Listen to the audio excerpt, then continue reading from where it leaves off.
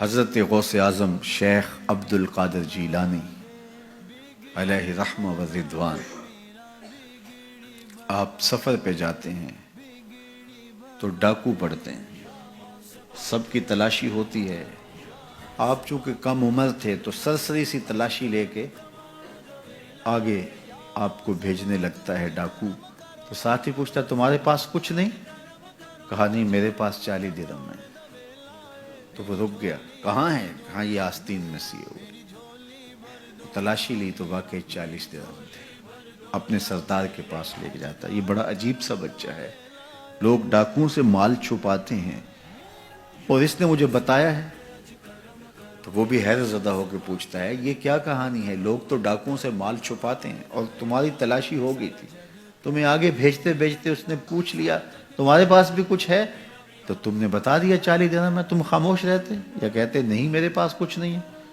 کہا میری ماں نے رخصت ہوتے ہوئے میری آستین میں یہ 40 درہم سیے تھے اور ساتھ وصیت کی تھی بیٹا زندگی میں کبھی جھوٹ نہیں بولنا۔ میں ماں کے عہد پہ کھڑا ہوں، ماں نے مجھ سے عہد لیا تھا، اس عہد پہ کھڑا ہوں۔ اللہ اکبر۔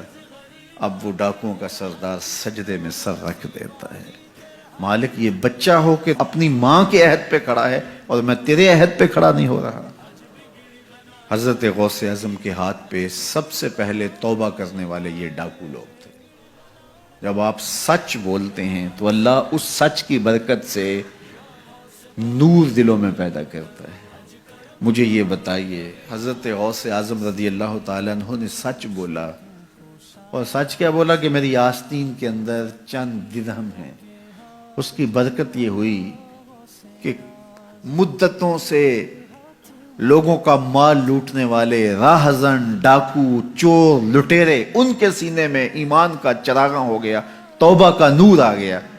یار وہ سچ بولیں تو دوسروں کے سینوں کے اندر چراغ علم روشن ہوتا ہے، نور رحمت آتا ہے، ایمان کا، ہدایت کا نور پیدا ہو جاتا ہے۔ تو جو سچ بول رہا ہے اس کے اپنے سینے میں کتنا نور پیدا ہوتا ہے۔